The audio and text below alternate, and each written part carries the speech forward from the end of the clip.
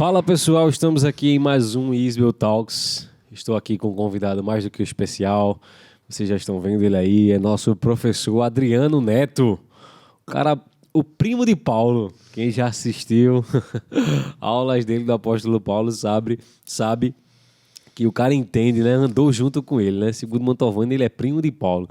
Bom, gente, antes da gente iniciar esse bate-papo aqui, eu quero lembrar a você que nós estamos em período de matrícula aqui no Isbel.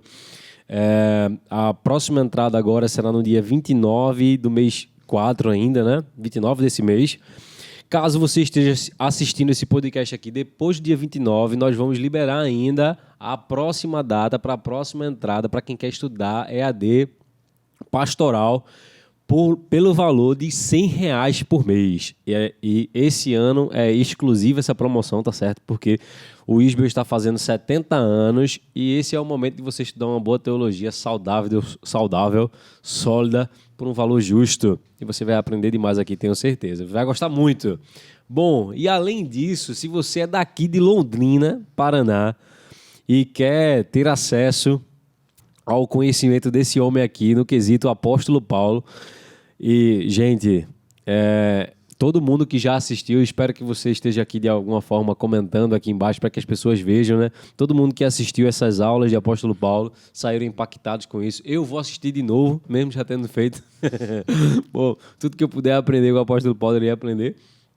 Mas você tem a oportunidade de fazer essa matéria aqui com o Adriano no próximo dia 7 de maio, 7 de maio, 7 do mês 5. O valor também vai estar aqui na descrição aqui embaixo, se eu não me engano são 3 de R$50, né? 3 de R$ 49,90, e é um valor bem especial porque você vai estar tendo acesso a muito conhecimento assim, absurdo, e você vai crescer demais em conhecimento da palavra de Deus. Amém? Amém, irmão? Amém, irmão. Vamos lá. Bom, esse aqui é Adriano Neto. Se apresente aqui para as pessoas lhe conhecerem melhor. Rapaz, se eu sou primo de Paulo, o que o Mantovani é, então? Mantovani é primo de Matusalém.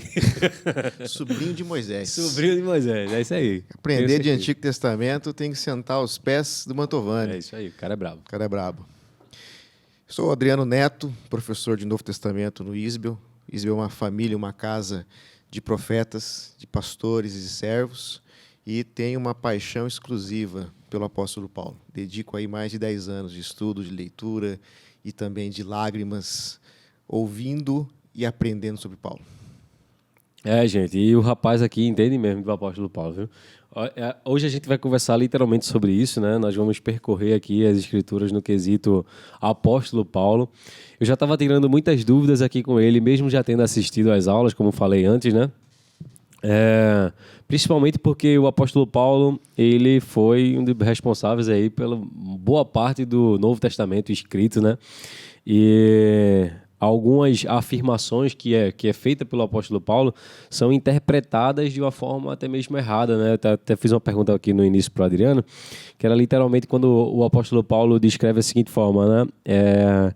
Eu fui até os apóstolos, né? Fui aprender com eles um pouco mais, mas nada eles conseguiram me acrescentar. E essa é a leitura que fica, como se fosse um escrito arrogante do apóstolo Paulo, né? Que tipo, os caras não me acrescentaram em nada, quando na verdade não. Ele estava reforçando algumas coisas que tinha muito mais a ver com o seu apostolado, que as pessoas estavam descredibilizando. Não é isso, professor? Estou indo pelo caminho correto? E que, na verdade, ele realmente aprendeu, sim, com os apóstolos, pegou ali parte da tradição com eles e tal. Queria que você já introduzisse dessa forma, né? Como foi a revelação de Jesus Cristo a Paulo e se ela se resume ou não àquele encontro lá em Damasco e como ela se deu no início da sua trajetória? Eu costumo dizer que o encontro de Jesus com Paulo, ali em Damasco, é uma cristofania. Ou seja, Jesus o impacta de uma tal forma que vira Paulo de ponta cabeça. Ou melhor, o jovem Saulo é posto de ponta cabeça ao encontro ou de encontro com a sua expectativa no ressuscitado. Então, quando eu observo o caminhar de Saulo para Damasco no intuito de perseguir a igreja e o encontro ali com o ressuscitado, isso é assustador, é assombroso. É tão assombroso que isso coloca Paulo numa outra rota de ressignificação daquilo que ele entendia sobre Escritura, sobre tradição, sobre esperança e também sobre nova criação. E não tem como tirar Paulo do contexto judaico, né? Muitas vezes a gente olha para o apóstolo e pensa que ele se converte ali em Damasco do judaísmo para o cristianismo. Paulo agora é um cristão, se esquecendo ou desligando, né, toda a tradição e experiência que o apóstolo tinha antes do seu encontro com Cristo. Paulo é um fariseu, né?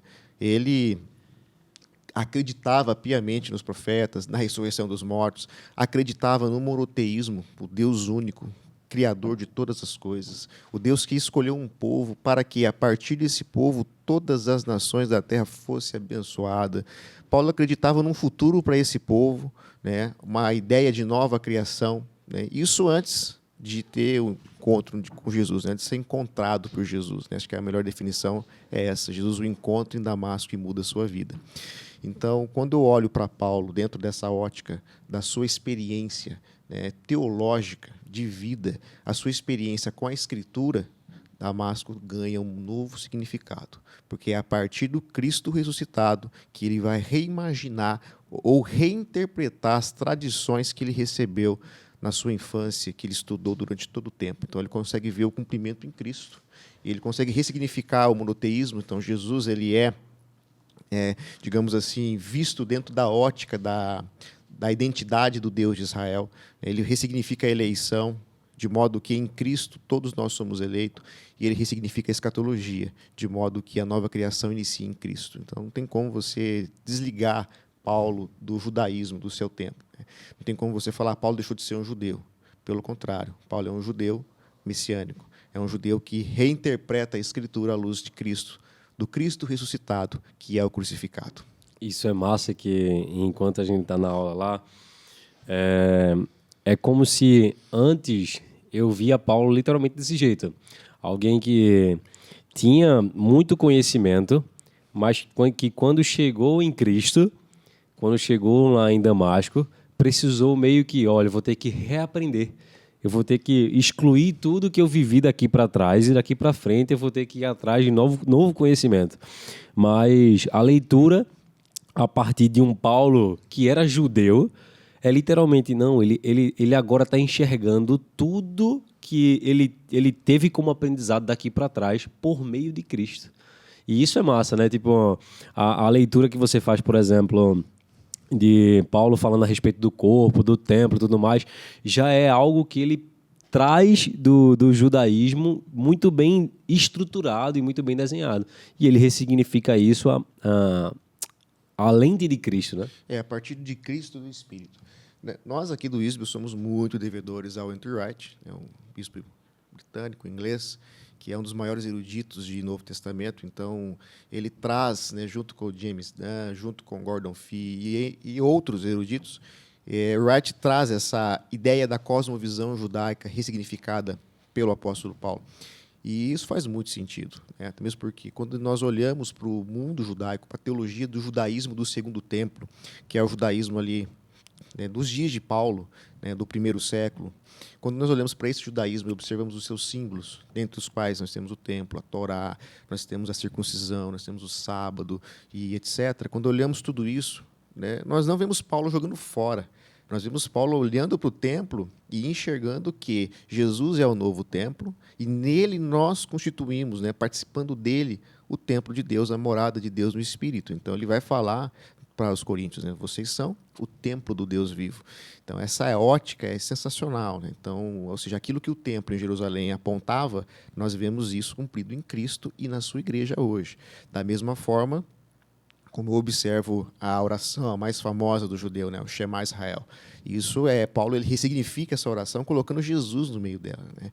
Então, observar essas mudanças, essas transições, é levar a sério a tradição que ele recebeu, sem jogá-la fora, mas, ao mesmo tempo, observando a nova aliança que inicia em Cristo e percebendo e vendo que Cristo ele vai levar ao cumprimento todo o até, né? O Antigo Testamento é um avançar até Cristo. E a partir de Cristo nós conseguimos olhar o Antigo Testamento e entender que aquilo que Israel não pôde fazer, Jesus fez, e a partir de Jesus nós somos incluídos nessa nova família, nessa nova comunidade do Messias, né?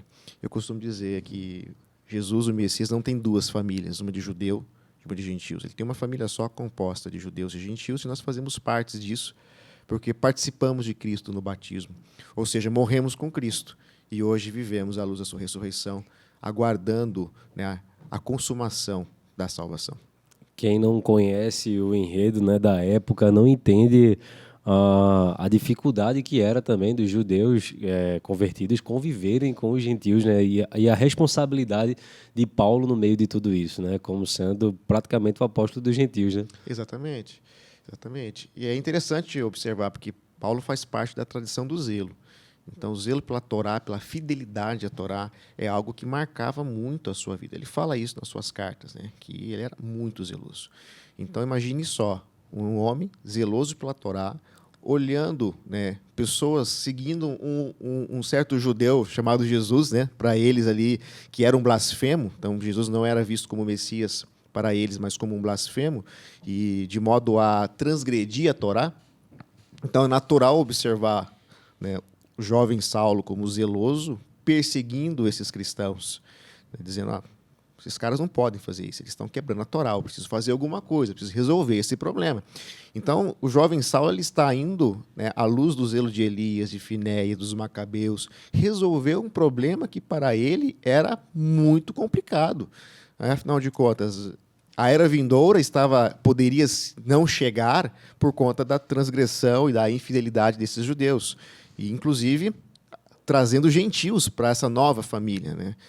Nós vemos a experiência de Pedro mesmo com os gentios, e isso já logo ali, bem no início, no frescor da ressurreição. Então, quando ele está no seu zelo pela Torá, perseguindo os cristãos, e ali, nesse zelo, ele é encontrado por Cristo, o seu zelo agora, ele não perde o seu zelo, né? O seu zelo é transferido para Cristo, é um zelo pelo Evangelho. Não é à toa que na carta aos Gálatas, e ele é bem enfático contra aquelas pessoas que estavam deixando o Evangelho para abraçar um outro Evangelho. Paulo é zeloso, ao ponto de dar a sua vida pelo próprio Evangelho, né? Mas engana-se quem pensa que esse zelo, agora, sendo zelo pelo Evangelho, se transfigura numa negação total do judaísmo, como se fosse uma religião que precisava ser abandonada. Não. Paulo entende que o judaísmo precisa ser lido agora à luz de Cristo. E é por isso que ele vai fazer críticas aos professores rivais ali da Galácia, que queriam introduzir a circuncisão na igreja, né, gentia, como uma forma de fazer o povo adentrar na aliança. Paulo vai dizer, não, nós hoje temos Cristo. Cristo é a grande oferta de salvação, né? Então é a partir dele que nós caminhamos e é a partir dele que tudo é redefinido, né? Cristo é o fim da lei, Paulo vai falar também. Então nós não jogamos fora, nós reimaginamos, né, o judaísmo daquele período agora à luz do Espírito e do Messias. A gente vai chegar aí nesse texto de Gálatas ainda, que eu sei que você está curioso, porque ele citou aqui agora, a respeito dessa questão da circuncisão. Mas quando se trata lá da revelação de Cristo para Paulo, né? Eu não sei se para todos é dessa forma, mas eu vou falar o meu sentimento. A forma como ele escreve algumas coisas, e você até me esclareceu aqui, deixa eu introduzir de uma forma melhor para que as pessoas entendam de casa. A gente estava conversando aqui sobre como Cristo se revela a Paulo, e que eu perguntei para ele se isso se resume ao período lá em Damasco. E não se resume ao período em Damasco, né? Vai muito além. Alguns até pegam um pouco de um texto falando do tempo provável que ele passou 3 anos na Arábia e tal, tendo Cristo sendo revelado a ele, mas era literalmente um tempo de busca. Não é isso? Estou correto, Wilson? Estou correto? Então vamos lá. Mas parece ser muito especial a forma como Cristo se revela a ele, porque o escrito, por exemplo, de Colossenses, do poema lá do início, lá de Colossenses 1, não é isso? Cara, aquilo é fantástico. A forma como ele pega tanta referência e põe num lugar só, falando a respeito de Cristo. E para mim, Colossenses 1 resume boa parte do que é o Evangelho, né, cara? Aquilo é absurdo. É sensacional, né? Nós não sabemos se aquele poema foi, de fato, escrito por Paulo, ou se ele redesenha esse poema para os Colossenses, eu acredito que Paulo ele desenvolveu o poema, né? Mas na academia há uma dúvida ali se já aquele poema não era algo, né, da igreja antes mesmo do apóstolo Paulo. Mas não importa. O fato é que ali mostra paixão, né? Paixão por Jesus.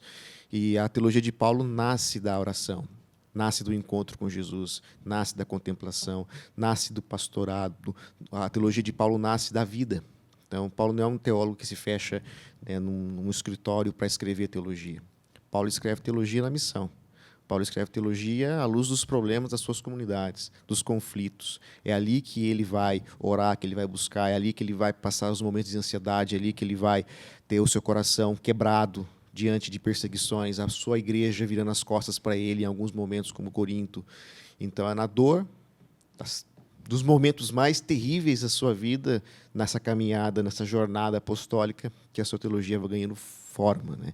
Então, observar o conhecimento que ele tinha do Antigo Testamento, à luz de Jesus, e isso expresso nas suas cartas, só pode ser por muito tempo em adoração, muito tempo em reflexão, e também tudo isso guiado pelo Espírito, que inspirou Paulo, influenciou Paulo, e Paulo deixa essas cartas maravilhosas que quebram a nossa cabeça hoje, né?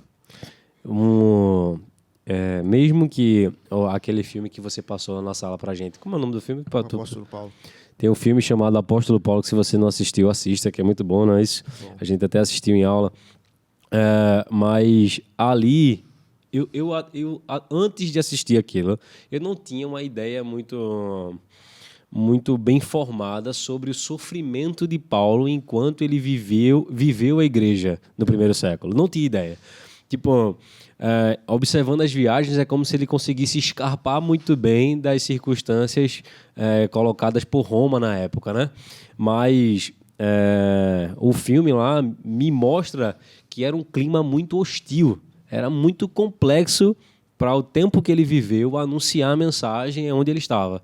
E para muitos que pregam o evangelho, onde é uma vida de deitar na rede e tomar água de coco e viver só alegria, cara, Paulo era o cara que, em meio às dores, em meio ao aprisionamento, em meio a tantas coisas, glorificava a Deus e dava graças por isso e compreendia que a vida em Cristo não se resumia àquilo, né, cara? É muito além do sofrimento corpóreo, né?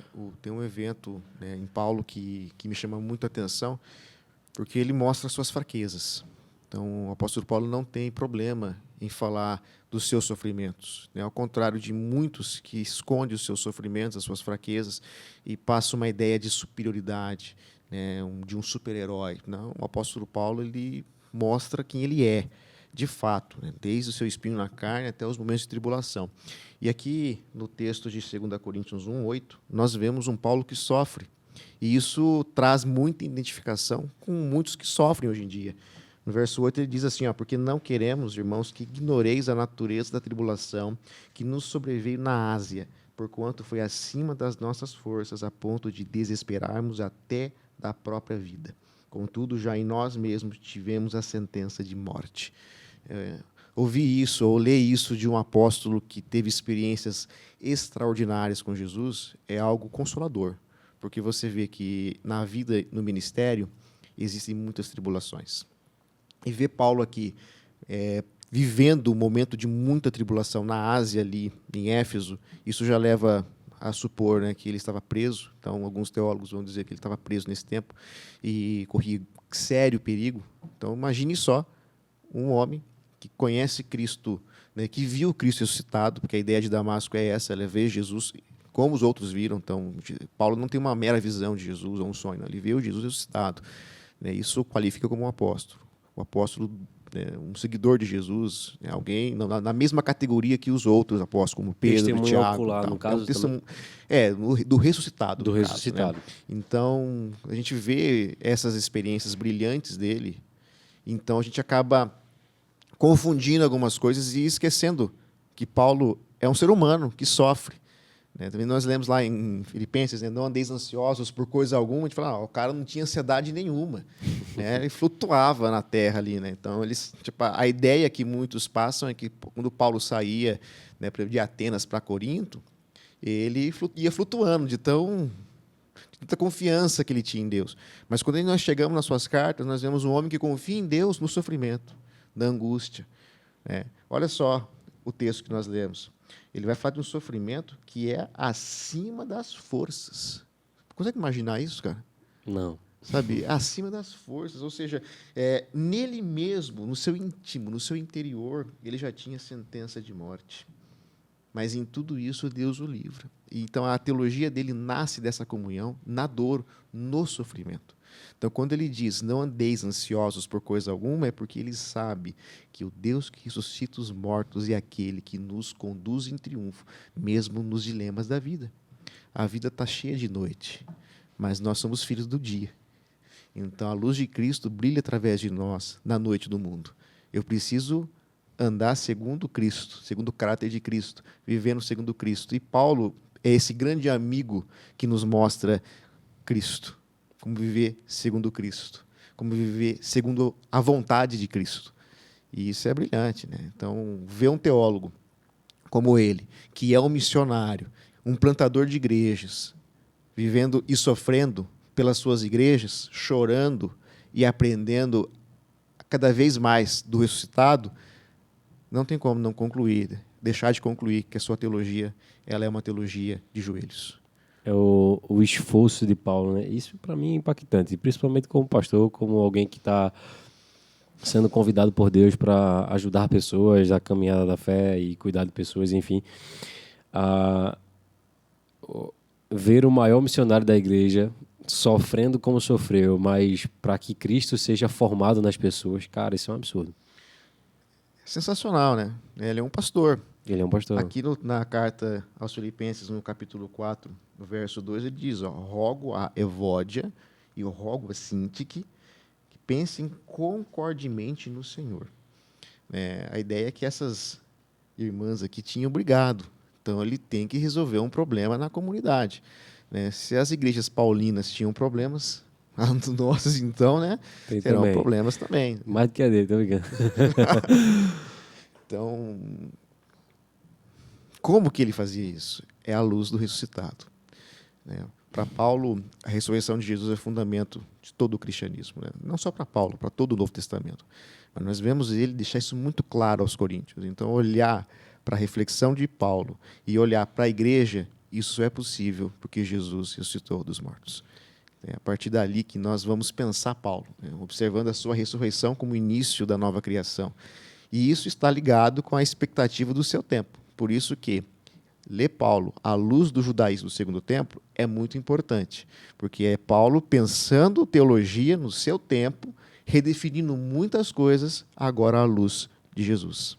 A luz de Jesus. E aí, tá empolgado para assistir essa aula?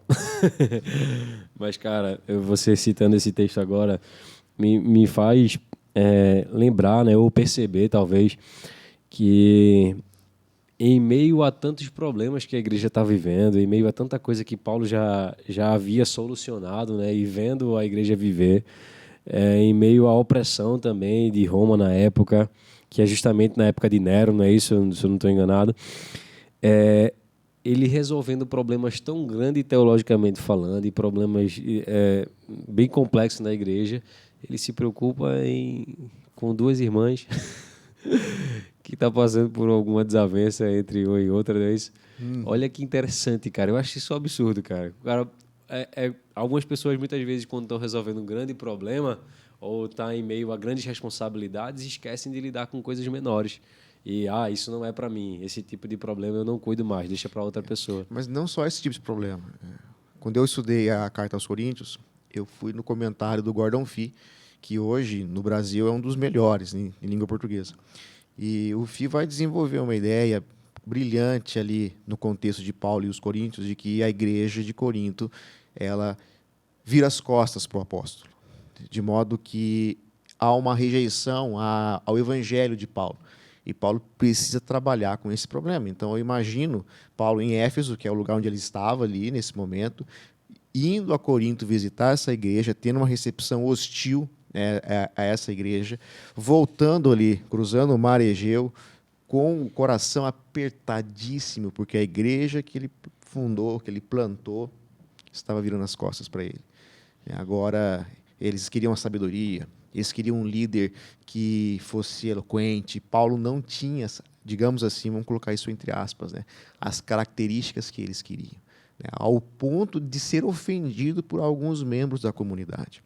Então, você vê que ele amava aquela igreja de tal ponto, né, de uma forma brilhante, até mesmo chegar o momento de escrever uma carta de lágrimas e enviar para essa igreja, por um dos seus cooperadores.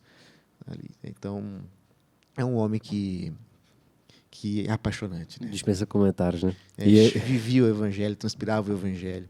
E a situação de Coríntios é massa porque é engraçado. Primeiro que eu imaginava que Coríntios era uma igreja muito grande, né? Com 1.000 membros. E como você me falou, tinha ali entre 50 e 100 membros no máximo mais ou menos. A igreja de Corinto. Então, é o problema que talvez muitos pastores experimentem hoje. Né? E eu acho engraçado, cara, que muitas pessoas desistem de um povo por muito menos. Uhum. Muitos líderes desistem dos seus liderados por muito menos. Então, tipo, aconteceu alguma situação que ele não consegue resolver, ele já tenta passar a responsabilidade para outra pessoa, mas o quanto que Paulo enfrentou por amor àquele povo e por amor ao evangelho, né, cara? Sim. A ponto de, tipo, você ser rejeitado e você... Caramba, cara é crente, hein? Existia aí um sentimento antipaulino na igreja de Corinto. Então, ele precisa resolver esse problema ali. E depois ele resolve esse problema. Ele volta para Corinto. Nós temos, né, a carta aos Romanos é escrita de Corinto, no caso. Né? Mas o ofensor pede desculpas, né? Tem esse relato na sua segunda carta aos Coríntios. Mas ele transpirava isso. Então, ele ia resolver esse problema. Ele ouviu dos problemas na Galácia. Então, imagine só. Né? Paulo ele chega na Galácia, ele planta igrejas, prega o evangelho, está tudo correndo bem, até que um grupo vindo de Jerusalém traz informações ali que contradizem algumas coisas que ele estava dizendo e fala para aquelas pessoas: vocês creem em Cristo? Creio, não é suficiente, você tem que circuncidar. Você precisa ser circuncidado, você precisa guardar os dias, você precisa, ao ponto de os crentes de Gálatas começarem a ficar balanceados por essa nova mensagem. Então, quando Paulo ouve isso, ele fica nervoso, ele escreve a sua carta ali de forma enérgica, até mesmo chamando os Gálatas de insensatos, porque estavam abandonando o evangelho e voltando, né, buscando novas experiências agora à luz da Torá, e não percebendo que o novo dia de Deus já nasceu, né, e a Torá cumpriu o seu objetivo. Isso é o tema do capítulo 2 e capítulo 3 ali, né, de Gálatas. Mas olha só a paixão que ele tinha, de corrigir aqueles membros, de modo que eles não tropeçassem no Evangelho e não acrescentassem no Evangelho aquilo que não precisava mais. Né? Cristo é suficiente, só Cristo. Não precisa da circuncisão, não precisa dos dias, não precisa. Cristo e só Cristo. E Paulo tem essa vocação e essa preocupação. Como eu falei, ele não é um teólogo de gabinete, de escritório. Ele não está preocupado em escrever uma teologia para vender livros e ser famoso. Pelo contrário, Paulo está com o coração na igreja. Então, eu não consigo ver um Paulo fora da igreja. Então, Paulo é um teólogo da igreja. E olhando agora para a carta de Gálatas, como você mencionou, muita coisa importante ali foi dita na carta de Gálatas que talvez sejam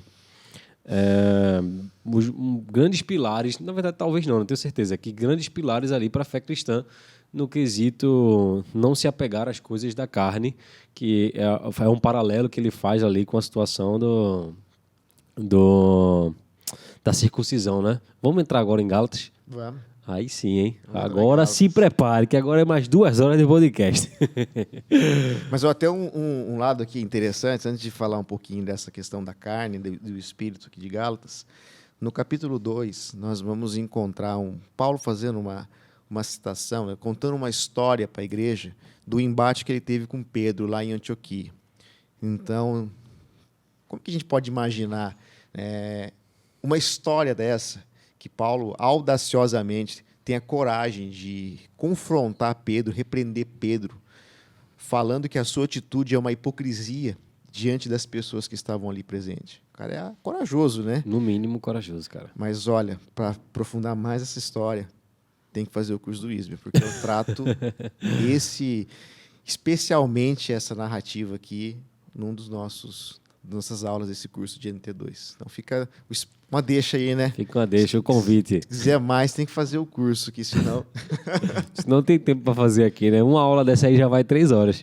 Já vai 3 horas. Gasto uma aula só para falar disso aqui, né? Exatamente. Mas se tratando da questão carne e espírito, o que podemos aprender com Paulo em Gálatas? Carne e espírito. Eu gosto de seguir o Gordon Fee aqui. Para mim, a contribuição dele na sua leitura teológica é formidável. E o Fee, ele trabalha esse conflito aqui que nós encontramos no capítulo 5:16, de porém andar no espírito e jamais satisfazer as concupiscências da carne, porque a carne milita contra o espírito contra a carne. Muitas vezes a gente costuma interiorizar isso aqui, como que se no nosso peito houvesse uma guerra entre carne e espírito. E eu não enxergo Paulo assim, né? Seguindo o Gordon Fee, que traz essa leitura, que para mim é muito impactante, aqui há um conflito de eras, né? A era presente, que é a era da carne, e a era vindoura, que é a era do espírito. Então, esse é um assunto que faz parte da apocalíptica judaica, que nós encontramos em Paulo, né? A doutrina das 2 eras. Então, para entender melhor o texto de Gálatas, é preciso entender como funcionava o pensamento apocalíptico daquele tempo, das 2 eras, e a expectativa desse raiar da era vindoura, que para Paulo já raiou, já nasceu na ressurreição de Jesus. Então, quando eu pego e aplico as 2 eras aqui no texto de Gálatas, e eu observo que aqueles que estão na carne militam contra o espírito, eu consigo entender que aqueles que estão na carne são aqueles que fazem parte da era presente e não estão em Cristo. Eles perseguem Cristo. Então, essa luta de eras que, infelizmente, entra na igreja, né? E, por conta disso, nós temos o desdobrar nas obras da carne, que Paulo vai dizer. Então, a ideia é que quem pratica essas obras, né, prostituição, impureza, idolatria, ciúmes, iras, etc., eles não herdarão o reino. Por quê? Porque elas não condizem com o caráter do reino, que é inaugurado em Jesus. Então, se eu estou em Cristo, eu estou no Espírito, eu faço parte da nova criação, eu faço parte da era vindoura automaticamente, ou melhor dizendo, né, por conta do Espírito, o fruto do Espírito se desenvolve na minha vida, na comunidade, né, no seio da comunidade. E o fruto do Espírito é o oposto das obras da carne. As obras da carne, no caso, seriam a manifestação de obras típicas de quem está vivendo no mundo atual, na era presente, né? Então, enquanto tu falas, eu lembro da imagem que a gente vê na aula lá, né? Uhum. Era presente, era vindoura e a intersecção, né? O Exatamente. meio ali onde nós estamos. Nós estamos. Então, assim, aquele que está em Cristo, vive no Espírito, ele precisa observar algumas coisas, né? É inadmissível ele viver segundo os padrões desta era, em ira, em prostituição, em impureza, em inveja, em glutonaria. Isso não condiz mais. Agora, a nossa vida é segundo o Espírito. E Paulo vai dizer que o fruto é amor, alegria, paz, bondade, fidelidade, mansidão, domínio próprio. É uma transformação de caráter à luz do Cristo ressuscitado. Então, a ideia das 2 eras é uma ideia que vai impactar a leitura de Gálatas ao ponto de observar as obras da carne e o fruto do Espírito dentro de uma dinâmica coletiva, dentro da comunidade, e não meramente numa perspectiva interior. Lógico, existe a questão interior, existem os nossos desejos, óbvio, existem vários tipos de coisas, mas em Gálatas o peso maior na nossa leitura é essa leitura coletiva, e nós não pertencemos mais a esta era, embora vivamos nela, mas não somos mais deste mundo, somos de Cristo. Um ponto interessante sobre isso, cara, é que eu já estive em alguns contextos onde era ensinado você a meio que... Era quase que uma forçação de barra para você viver o fruto do Espírito. Olha, você tem que ir por aqui, faça isso aqui. E tinha até as fórmulas para você ser um alguém mais benigno, mais amoroso, mas nas nossas aulas é perceptível que aquilo é literalmente uma obra do Espírito na gente, né? Não é automático. Não é automático. O domínio próprio é uma prova disso, né? Exatamente. É algo que se desenvolve, mas no espírito. No espírito. É no espírito. A vida cristã é no espírito. Não tem como viver a vida de Cristo se for em si mesmo. Não. A vida de Cristo é vivida quando estamos perdidos em Cristo, escondidos em Cristo. E isso é viver na direção do Espírito, é viver segundo o Espírito, é viver sendo transformado pelo Espírito. E não pressupõe agora a perfeição. Afinal de contas, nós vivemos entre as eras, né? Entre a era presente e a vindoura. Nós vivemos aguardando a consumação de tudo isso. Então, nós vamos passar por momentos de dificuldade, vamos pecar, mas a boa notícia é que nós temos um advogado que intercede por nós. E também nós temos o Espírito que imprime em nós o caráter do Filho. Então, esse andar, né, essa progressão da santidade é uma obra do Espírito em nós. De modo que, no tempo presente, nós refletimos a luz de Cristo. E o fundamento disso tudo é o amor. O amor a Deus acima de todas as coisas. Amém, cara. Amém. Uma das coisas que eu acho muito interessante, cara, com relação a tudo que você fala sobre Paulo, e que, na verdade, tem a ver, obviamente, não só com seu conhecimento até aqui, mas também um caminho pelo qual você percorreu para comunicar melhor o que você nos ensina a respeito do apóstolo Paulo, né? Mas algo que eu acho muito interessante é que você conhece, cara, todas as viagens do apóstolo Paulo, literalmente, né? Todas as viagens missionárias e onde é que ele escreveu cada uma das cartas. E isso, o livro de Atos, é o que mais nos relata o caminho bem percorrido, né? Para nós entendermos melhor. Mas tem alguma dica por onde a gente deve começar a estudar o apóstolo Paulo, se sim por Atos e, enfim, nos ajuda. A primeira coisa é cursar o ISBEL. Ali você vai aprender mais sobre o apóstolo Paulo. Aí já é o top 1, vai depois disso. Mas então, tem começar pelas suas cartas. Acho que ali é um grande começo, né? As cartas dele. Ler Atos, que já é sobre ele, no caso, né? Não é Paulo falando, é Lucas falando de Paulo. Então, nós temos que ler Atos e ler as cartas juntos. Ter bons materiais de estudo que introduzem o pensamento e a teologia de Paulo para nós, né? Então, o próprio Andrew Wright é um grande guia para essas formas. E o Wright ele tem uma vantagem, ele escreve para o acadêmico e escreve para a igreja. Então, a biografia de Paulo que o Wright escreveu, ela é uma linguagem muito fácil, gostosa de ler, e você conhece a vida do apóstolo desde o seu nascimento ali até a sua morte lá em Roma. Que legal, porque a leitura, quando se trata de essas indicações de livros um pouco mais densos, né, é bem complexa, né? Mas, na verdade, o White ele facilita a nossa vida aí no quesito... Facilita. Depende do livro que você pega dele, né? Se for um livro acadêmico, se não for um vai... livro acadêmico... uma página em 10 dias. Mas se for um livro pastoral, aí fica mais fácil de entender. E a biografia de Paulo, ela tem essa... escreve para a igreja. Então, é delicioso você acompanhar a trajetória ali do apóstolo. E é importante também ir avançando mais, né? Pegando livros um pouco mais complexos. Então, nós temos não só o Wright, nós temos o Gordon Fee também, que é um teólogo que fala de Paulo apaixonadamente e traz informações muito preciosas, né? Nós temos o Douglas Moo, que já é de uma outra abordagem teológica também, mas que é fundamental na leitura do apóstolo. O Bill é outro teólogo. O James Dunn, que é, entre aspas, o pai da nova perspectiva de Paulo, também nos ensina muito sobre o apóstolo Paulo. Então, mas outra coisa, estudar Paulo tem que ser no coletivo, né? Estudar sozinho é muito difícil, é muito mais complicado. Então, uma dica estude na igreja, com a igreja. Porque Paulo é um teólogo da igreja, né? Ele não é contra a igreja, pelo contrário, suas cartas é para edificar a igreja. Então, ler Paulo à luz da igreja é ler Paulo junto com autores que já morreram, autores que estão vivos, junto com a comunidade presente agora, né, junto com pessoas discutindo aquilo que está sendo dito, aquilo que está sendo interpretado. Afinal de contas, nós temos muitos anos de interpretação do apóstolo. Se nós pegarmos os últimos 200 anos de interpretação do apóstolo Paulo, a gente morre e não lê tudo, de tanta coisa. Então, se debruçar em oração e estudo, né, para poder extrair cada vez mais sentido e se aproximar cada vez mais de Paulo, né? Porque não tem jeito. Você chega nas cartas com pressupostos. Você traz pressupostos para a sua leitura, você traz a sua teologia para a sua leitura. Então, a honestidade se dá em questionar a própria leitura que fazemos, e os autores são úteis para isso, né? Que eles confrontam as nossas leituras, as nossas certezas. Quando você chega, né, no estudo teológico com certezas e alguns teólogos confrontam as suas certezas, isso é muito bom, porque muitas vezes as nossas certezas elas são fracas, né? São construções fragmentadas. Eu acho que esse é o maior dom que o Isbel tem na minha vida, nas nossas vidas.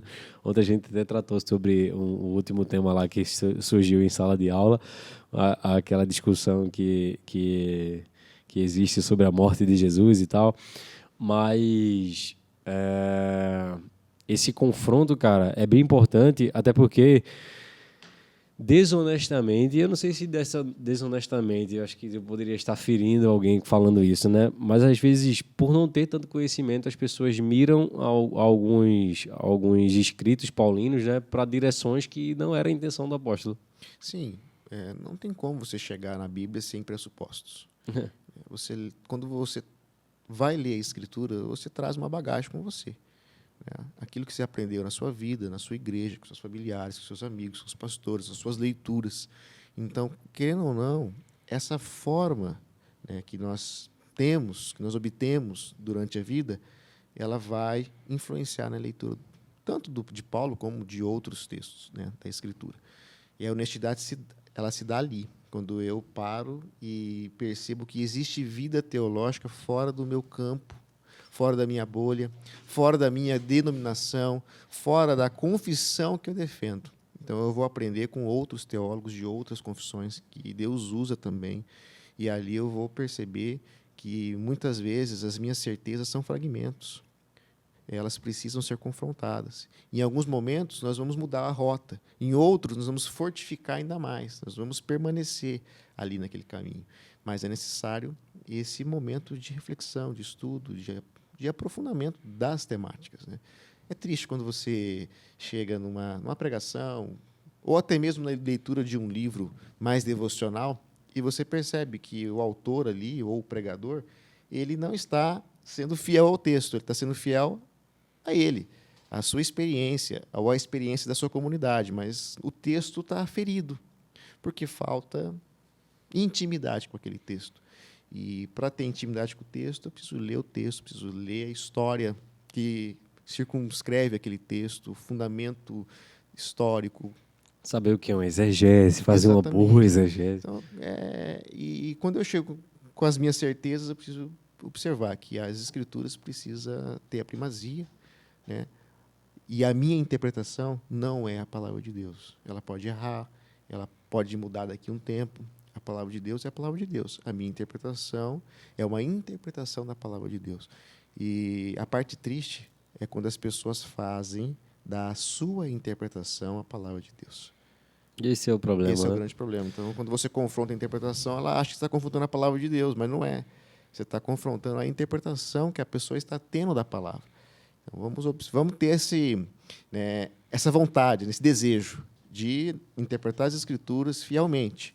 E, se preciso, vamos mudar a forma de ler, porque o mais importante é a verdade. É verdade. E algo que eu acho massa aqui também, cara, e você fala muito sobre isso, é que nós não somos dono da verdade, né, cara?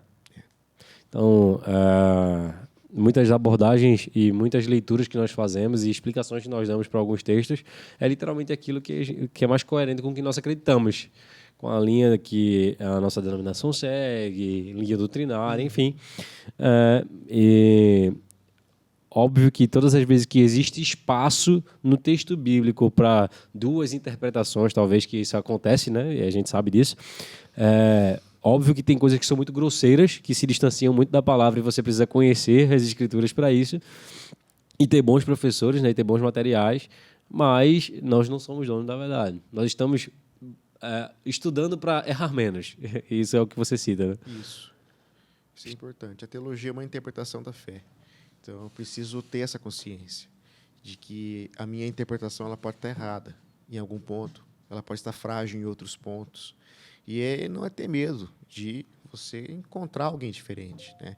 Por exemplo, aqui no próprio apóstolo Paulo, nós temos duas grandes abordagens hoje, né? Não existe só essas duas, mas vou dar esse exemplo dessas duas, que é a nova perspectiva, né, e a antiga perspectiva. Então, as pessoas, elas, por defender uma versão clássica da leitura paulina, elas costumam abandonar a nova perspectiva ou ter medo da nova perspectiva. Não vou ler o James Dunn, não vou ler o Andrew Wright, porque esses caras são hereges. Mas elas mal sabem que o Wright, o Dunn e outros são cristãos que amam Jesus, só que pensam diferentes em alguns aspectos deles. Então, é importante assim, você ler o que uma nova perspectiva traz, sem necessariamente sair da sua abordagem de origem, mas é dialogar com ela, é aprender com ela e, por que não, também mudar, né? Como muitos hoje mudaram, né? Então, ter essa concepção de que eu não preciso ter medo do diferente, não preciso ter medo do outro, né? Eu preciso entender o outro, ser honesto com o outro, mesmo que eu discorde dele. Eu preciso olhar para um Wright, para um Dunn e reproduzi-lo na minha cabeça ou nas minhas explicações, tal qual eles escreveram, mesmo que eu não concorde com eles. E se eu não concordo com eles, eu preciso fundamentar o porquê eu não concordo com eles. Onde eu estou realocado hoje, né, dentro da perspectiva acadêmica, bíblica, interpretativa. Né? E mesmo que eu seja convencido, falo, interessante, fez sentido isso que eles falaram, me convenceu. Não tem medo de mudar, porque nós estamos falando de uma teologia que está em construção. É isso aí. Agora, tem verdades inegociáveis, que nós não abrimos mão, mas o Wright, o Dan, o Gordon Fee, e o Scott McKnight e outros, eles não abandonam essas verdades inegociáveis. Pelo que contrário. Legal, cara. Que legal, que legal. Bom, gente, estamos caminhando para o fim. Eu sei que você gostou demais. O professor Adriano é encantador. As aulas deles aqui são... Temos que comprar mais cadeiras, né, Eric? Temos que comprar mais cadeiras, porque a aula do homem aqui lota no seminário. Mas foi muito bom estar conversando com você aqui, cara, aprendendo um pouco mais. E com certeza quero estar lá mais uma vez na aula do Apóstolo Paulo, do NT2. E convido você também para participar, para estarmos aprendendo junto. Tem algum recado final, cara, para abençoar a vida aí das pessoas que estão nos assistindo, além de convidá-los para o NT2? Tenho sim, ame Jesus acima de todas as coisas. Amém. Ame Jesus acima de todas as coisas. Esse é o recado. Amém, amém. O cara é evangélico mesmo, hein? Bom, gente, estamos finalizando aqui mais um Ismael Talks. Mais uma vez, prazerzão estar com você aqui, cara. Foi muito bom. Tchau para vocês e até o nosso próximo Ismael Talks. Fim. Fim.